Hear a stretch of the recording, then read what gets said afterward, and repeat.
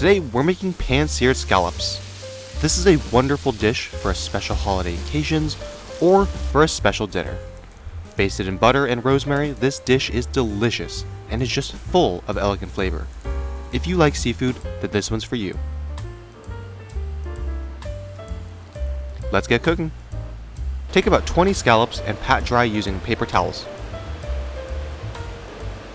On a cast iron skillet on high, add our scallops. Then sprinkle 1 teaspoon of salt, 1 teaspoon of pepper, and allow to cook until brown on one side. Then flip. Add half a stick of butter and 2 sticks of rosemary. Baste for about 1 to 2 minutes.